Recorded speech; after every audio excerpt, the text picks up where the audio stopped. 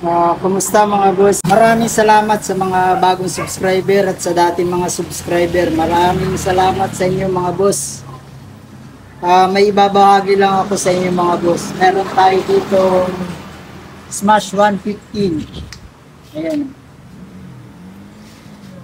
Madaming nagchat-chat sa akin at nagtatanong kung bakit daw tumatakaw yung kanilang Smash. Eto, may ibabahagi lang ako na kung bakit tumatakaw ang Smash. Kapag maglilinis tayo ng carb mga boss, ito, susundutin natin ng cable. Pero wag yung malaking cable. Dahil tatakaw yan kapag nasira yung kanyang butas. Dito yung magiging tsura ng mga boss yan. Susundutin natin yung mga butas na yan. Yan, may mga butas yan. Saka ito, butas yan dyan mga boss. Lagi natin i-check yan. Ito, kaya tumatakaw yung ating Smash 115. Ito, nabubutas ito. Kapag ito may butas na mga boss, malampas na dyan yung gas. Yan. Yan nakalagay. Pwede rin kayong mag-adjust ng kung medyo matagal na yung inyong motor mga boss. Ito yung ating needle. Yung plastic na makabal na yan, pwede nyong ilipat sa taas. Tapos yung washer na manipis na yun sa taas, pwede nyong ilipat dito sa baba. Pagpapalitin nyo lang ng pwesto yan mga boss. Ayan. Bali yan yung sa karayom niya.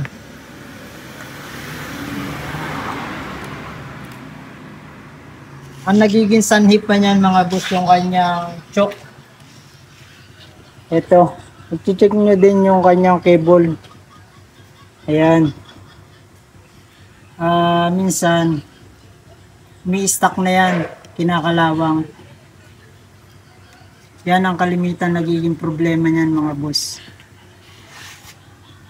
Dito naman sa ating fuel cap or fuel switch, ang nagiging problema nito mga boss, kapag yung Smash natin mahirap ng paandarin, ito yan sa pinakang ng hangin niya, switch, yung nagsuswitch sa fuel cap natin, minsan nabubutas yung diaphragm niyan sa loob.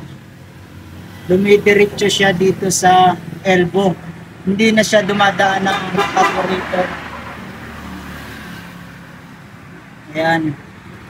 Ang andar nito mga boss, pag ito ay butas na, napakahirap andarin, sobrang itim ng usok.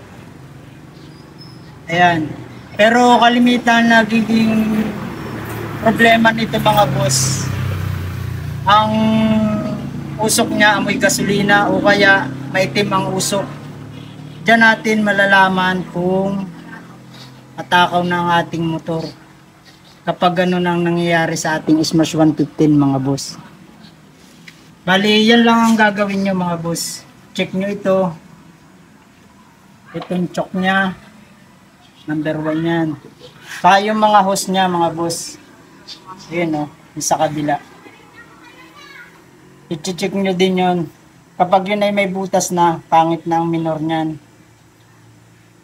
Kapag namumutok naman mga boss, kapag tayo nagminor at nagbabackfire, ito ang problema, yung pinakang air cut nya. Yan lang yun mga boss. Bali, yan lang ang gagawin nyo mga boss kapag matakaw ang inyong Smash 115. Saka yung kanyang air cleaner,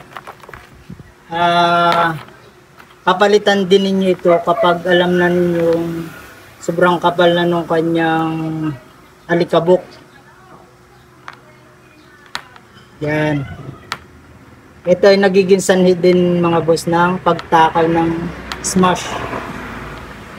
Ito ang number 1 dito kapag ito ay nabutas. Yan. Yan ang lagi niyong tatandaan. Tapos,